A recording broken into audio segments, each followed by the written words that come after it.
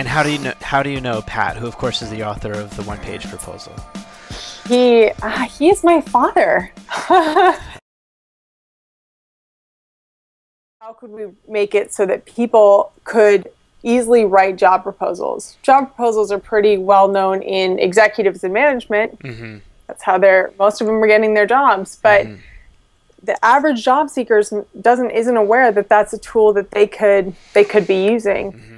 Every single one of us has a wonderful, unique talent. Every single person. There is not a person born on this earth that does not have something that they're wonderfully talented at. Mm-hmm. And as long as they capture that, they believe it, and then they find what that is, there will be a company that will hire them for doing exactly that, because there's nobody better than them to do it.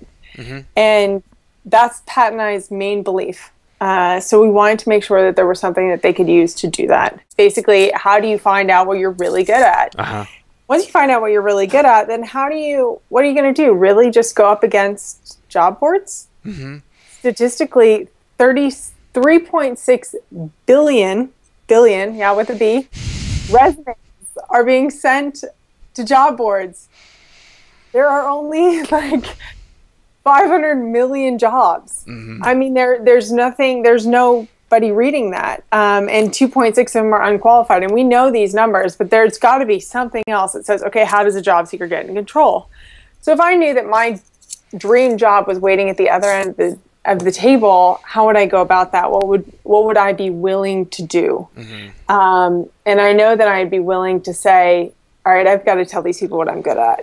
And I don't know how exactly I'm going to do it. And if we read all the blogs now and we read some of the best writers, everyone's saying in career seeking, everyone's saying you've got to go after what you want to do. You've got to, you've got to cater it towards the company. It's not about you. It's about them. Right. It's very hard because you can hear all that you want, but how do you do it instructionally? Really step by step, how do you do it? Mm-hmm. So we wanted to think of a way that said, okay, job seekers, just if you use this, it will prompt you through very easily on how to pitch yourself. Mm-hmm. So that once you know what you're good at, and if you don't, it's okay, we'll help you figure that out too. But once you know what you're good at, how do you sell yourself to a company that makes them say, yes, I need to hire this person?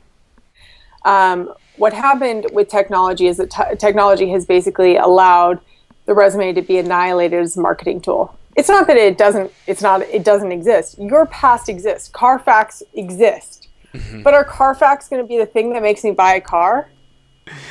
No. Yeah. I'm not going to look at a Carfax report and be like, yep, that's the one. I want to feel the wind in my hair. I want to look at it. I want to taste it in my life. Mm-hmm. And that's what a proposal does. So we don't say, when we say it's died, it hasn't died as something that you use to still check your background. It's still extremely important, and it's still very important that it's up to date, that it's right, that it's targeted. But is it going to be the tool that's going to say, this is how I'm going to be able to market myself the best? Yeah. No. And so we actually, when people say, well, what does it really replace? If in a system where it's automated where it requires me to submit my resume and my cover letter, I say it replaces the cover letter. As you know, I'm a big fan of yours. So it's an honor to be, to have you interested in us and to have your backing and go to your check of approval. For sure. So, well, great. Well, thank you so much for your time. Thank you. Thanks so much.